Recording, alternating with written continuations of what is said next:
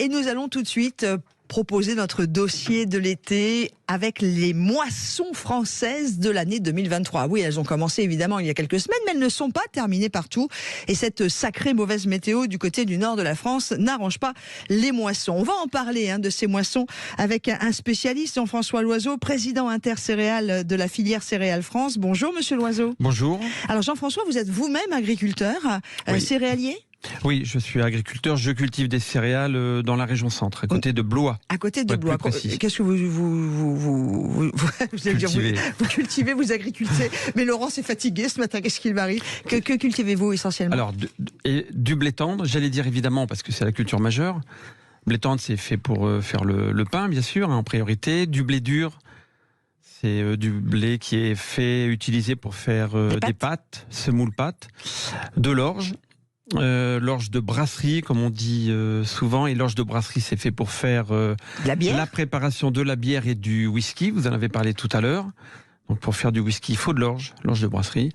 Et puis du maïs, du colza, des betteraves, des petits pois, des légumineuses, des pois protéagineux.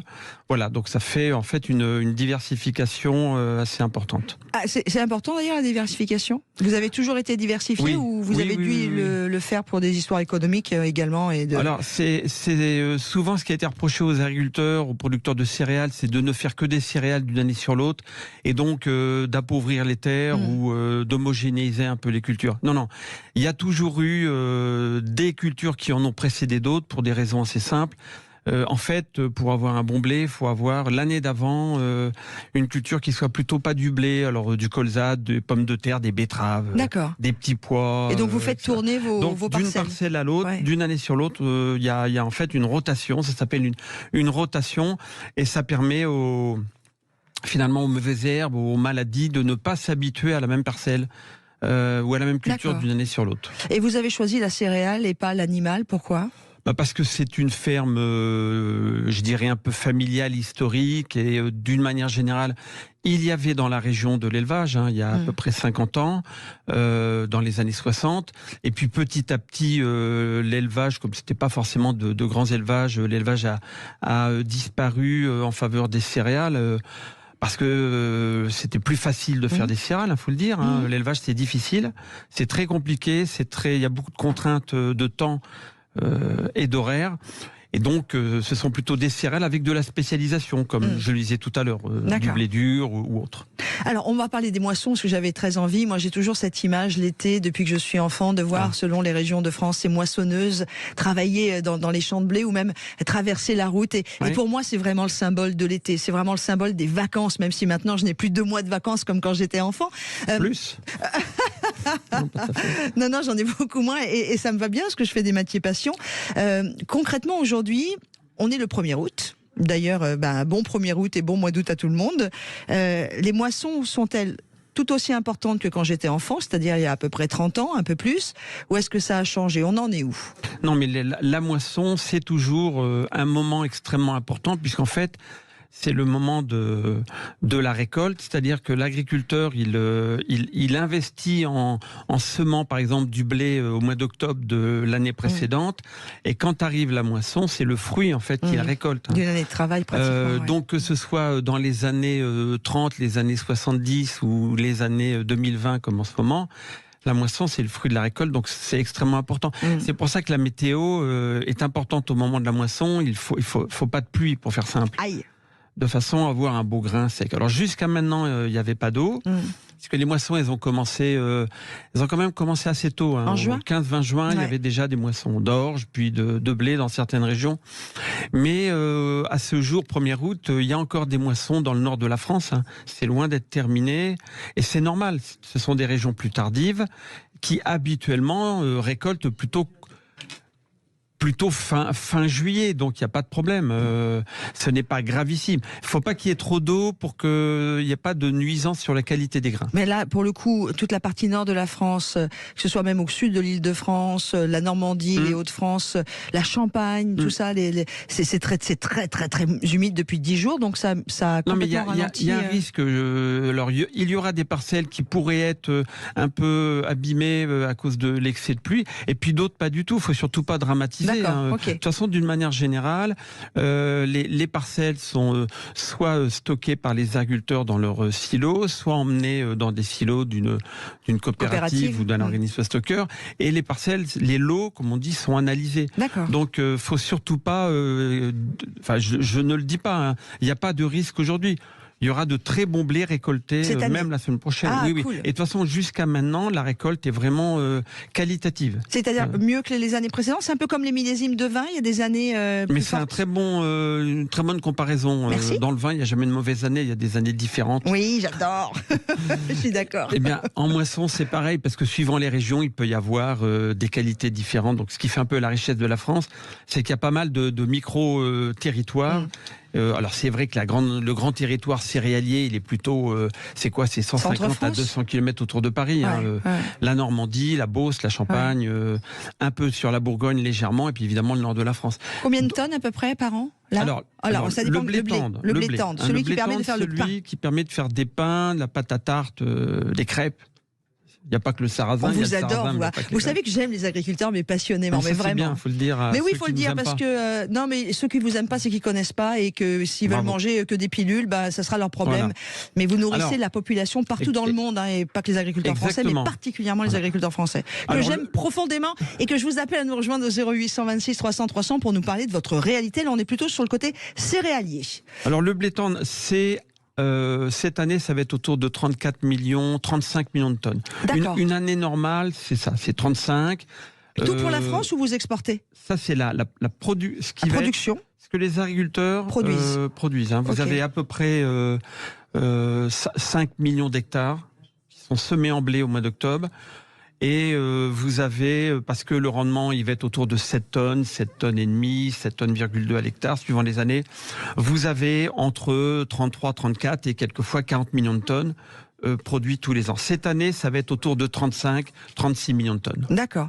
Et qu'est-ce qu'on en fait avant d'accueillir Paul qui a fait le 0826 300 300? Faites comme Paul, il est lui aussi agriculteur. Venez nous raconter votre réalité. Venez nous raconter vos moissons.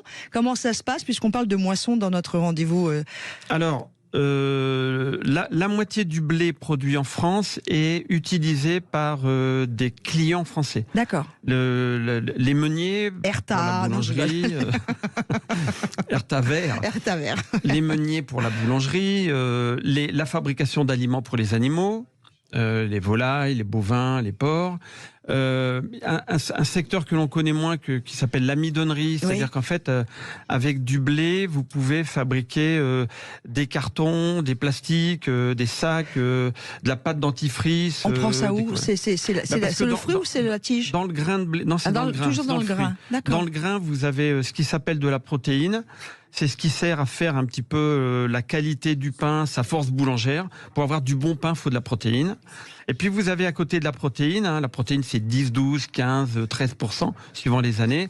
Et à côté vous avez ce qui s'appelle l'amidon. C'est une farine qui ne contient pas de protéines. Et avec ce constituant qui s'appelle l'amidon, vous pouvez fabriquer des produits plastiques et vous pouvez même fabriquer, puisque ça existe depuis pas mal d'années maintenant, des carburants. Vous savez, on a beaucoup parlé du bioéthanol, des biocarburants. Les biocarburants, ils sont fabriqués à partir de cette partie qui s'appelle l'amidon. D'accord. Et ça, c'est l'éthanol, c'est aussi la betterave. C'est la betterave, c'est le blé, c'est le maïs, etc. On salue nos amis des Hauts-de-France pour la betterave. C'est une activité intéressante parce qu'en fait, elle génère pas mal d'emplois et ce sont des usines qui sont en France. D'accord. La valeur, elle n'est pas à 3000 km. Elle est chez nous. Elle est chez nous. On accueille Paul. On revient sur les moissons et vous êtes passionnant, monsieur Loiseau. J'ai envie de vous le dire, comme ça, comme je le pense. Ce n'est que le début. Vous êtes passionnant. Bon, alors on va prévenir toute l'équipe de Sud Radio qu'on est ensemble jusqu'à minuit. Voilà. On peut faire sauter toutes les autres émissions. Moi, je rêve de faire une émission pour les agriculteurs. Mais voilà. Avis à mes boss. Je pose ça là. On accueille Paul, qui est agriculteur dans le Lot. Oui. Et Lot-et-Garonne. Bonjour, Paul. Bonjour. Donc nous, on a déjà moissonné notre blé. Alors moi, c'est pas mon activité principale, les céréales, parce que nous, on est ultra diversifié. On fait des fraises, des poivrons, des tomates, des canards gras. Et après, on a une activité céréale. Ok. Et les moissons, vous avez combien? Enfin, pour le blé, vous avez combien d'hectares? 5 hectares. On est tout petit, nous. Ouais. On est tout petit. Oui, mais vous savez que le colibri fait toujours son œuvre, qu'on soit petit ou grand. Et nous, on travaille à un circuit ultra court parce qu'on fait des céréales pour nous, c'est destiné à l'alimentation animale. D'accord. On a quelqu'un qui fait des œufs tout à côté de chez nous. Et donc, il nous achète le maïs et le blé. Et vous êtes où dans le Lot-et-Garonne si c'est pas Moi, Ravimé. Alors, c'est un tout petit village entre Tonnes et Casteljaloux. Et Voilà. du coup, tout s'est bien passé pour vous cette année? Vous avez une bonne récolte? C'est une année différente? Non. On n'a pas explosé les rendements. On a fait 64 quintaux, 6 tonnes 4 à l'hectare. Mais bon, c'est correct au vu de... Parce que bon, les conditions climatiques étaient compliquées. On a eu du sec, on a eu de la pluie, on a eu... Bon, ben, comme tous les ans, hein, de toute façon. Les plantes s'adaptent plus ou moins bien et on a réussi quand même à sortir un produit de qualité.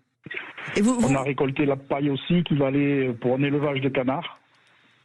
Ouais, la paille, c'est important ça, aussi. Vous en vivez correctement, Paul, de votre métier ou c'est compliqué? On vit correctement notre métier en travaillant de plus en plus, en supportant des contraintes quand même qui sont très très difficiles à mettre en œuvre souvent. Là, pour les céréales, il faut savoir que on est de plus en plus contrôlé. Il faut semer au moins 3 céréales sur l'exploitation. Il faut laisser du gel. Donc là, c'est pareil, c'est tout à fait antagoniste avec ce qui se passe. On a une augmentation de la population mondiale. Et nous, on nous demande de baisser nos productions et ce qu'on ne produit pas, on l'importe. D'accord, ok. Donc, il y a des choses compliquées. Je vais demander d'ailleurs tout de suite à Jean-François Loiseau, qui est président de la filière intercéréale française, d'expliquer, de bien me faire comprendre ce que nous dit Paul sur cette antinomie entre plus de gens à nourrir et... Non mais Monsieur Paul, il a dit des choses extrêmement intéressantes. Suivant les régions, les rendements ne sont pas tous au même niveau. Et c'est vrai que les régions du sud de la France ont quelquefois de très belles années, quelquefois des années plus difficiles à cause de la météo. Ça a toujours été et ça ne changera pas. Et c'est plus difficile de faire de bons rendements dans les régions sud. Pourquoi ? Parce que c'est trop sec, parce que le temps de végétation est plus court. Okay. Et donc plus le temps de végétation est court, moins il y a de possibilités de sortir beaucoup de tonnes, de kilos ou de tonnes à l'hectare.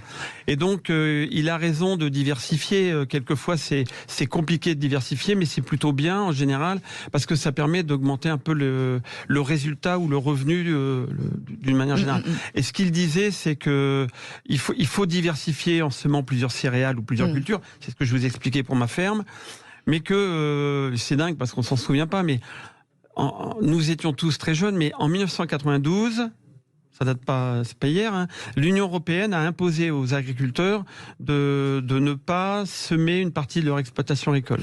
C'était de 15 à 20%. Enfin, on est dans un monde de dingos, si je peux me permettre.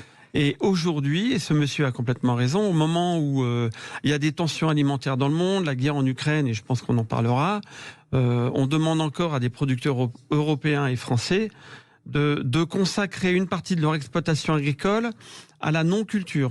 Alors il y a un peu de compensation financière, mais je dirais que c'est... Mais pourquoi ? C'est une histoire d'écologie ? C'est une histoire d'environnement ou de... Si vous voulez, au début, c'était vraiment un sujet lié à ce qui s'appelait de la surproduction. Il y avait trop de lait, trop de blé, trop de beurre.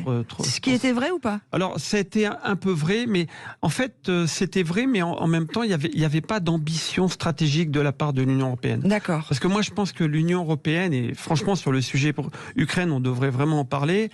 Nous devrions avoir une ambition beaucoup plus forte, qui est celle d'avoir une production saine, économique, écologique, mais qui soit destinée à des clients en France, quelle que soit la taille de ces clients, des petits, des grands, mais aussi, vous l'avez dit, à l'international.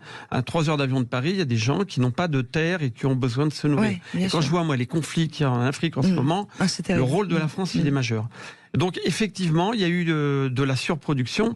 Il y a eu après cette période un peu hyper environnementale où il fallait moins produire. Et juste pour rappel, à la veille de la guerre en Ukraine, il y a 1 an et demi, l'Union européenne avait une feuille de route, la Commission, qui consistait à proposer une moindre production générale en Europe.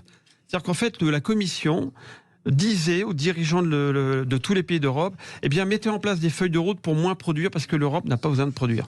Mais c'est une foutaise. On marche sur la tête, quoi. On marche complètement sur la tête. On parle de souveraineté alimentaire, de souveraineté industrielle, de souveraineté médicale.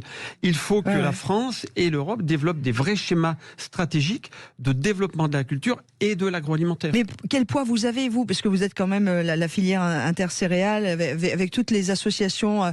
Et merci à Paul d'être intervenu sur l'antenne de Sud Radio. Paul qui est agriculteur, je vous rappelle, dans le Lot-et-Garonne. Vous n'avez pas de poids, vous?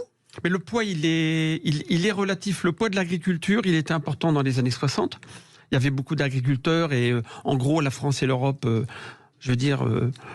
avaient faim. Donc, on reconnaissait l'agriculteur. Depuis les années 90, en tout cas, dans les années 90, il y a eu un dénigrement de l'agriculture.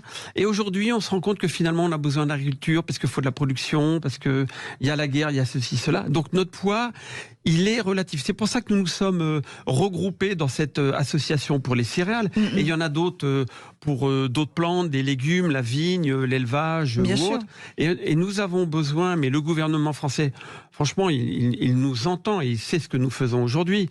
Mais nous sommes dans l'Union européenne et nous devons appuyer plus. Ce qui est important... Oui, parce que dans les années 80, comme le dit AJC sur la page Facebook de Sud Radio, c'est vrai que la France était le grenier de l'Europe. Ah mais c'était le grenier de l'Europe, c'était le 3e pays exportateur de produits agricoles et agroalimentaires au monde. Aujourd'hui, nous sommes à la 6e place.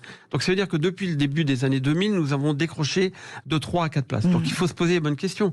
Et pendant 20 ans, on a mis un peu l'agricole et l'agroalimentaire de côté. Je vais prendre un exemple très simple. Quand un président de la République, quel qu'il soit, partait dans un pays en voyage à l'international, il n'emmenait pas ou il considérait que trop peu l'agriculture et l'agroalimentaire. Alors que ce sont des centaines en plus des grands patrons qui l'emmènent, il faudrait qu'ils emmènent au moins... Bon, là... ça revient un peu, on y va un peu, c'est timide. Vous avez fait un voyage? Oui, moi j'ai été invité plusieurs fois, donc Et vous arrivez à vous faire entendre l'idée, c'est quand vous allez dans un pays à l'étranger, c'est d'aller faire des contrats.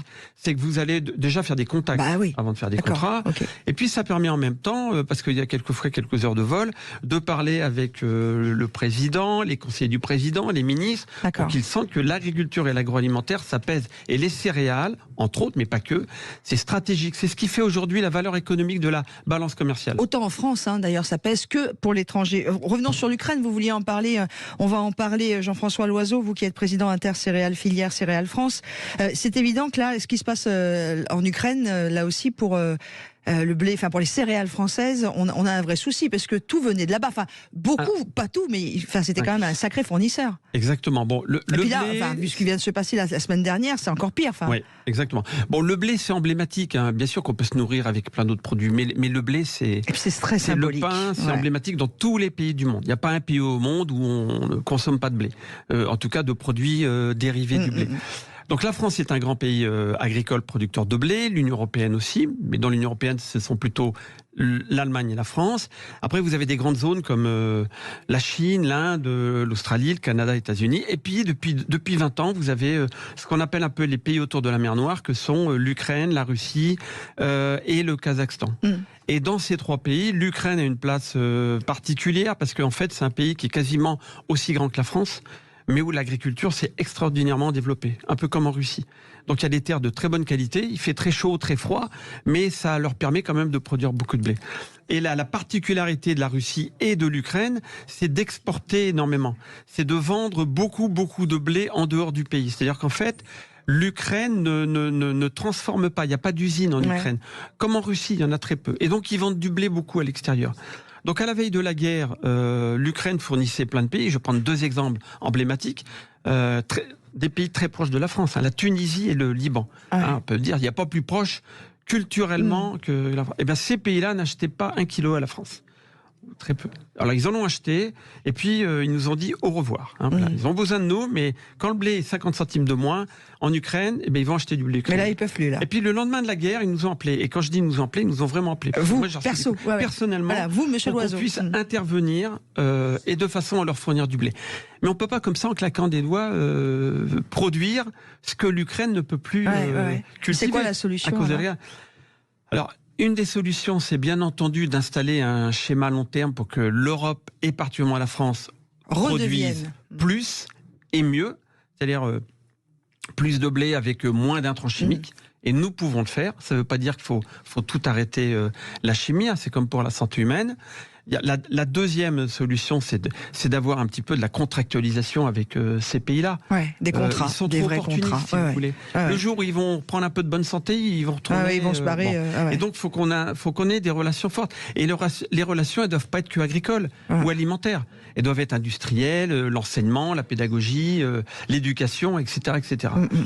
Et j'insiste parce que quand on voit ce qui se passe dans certains pays d'Afrique, je me dis, mais quel gâchis. À 3 heures d'avion de Paris, ce sont les Russes qui inondent l'Afrique. Vous allez me dire, pas que de céréales, mais d'armes aussi.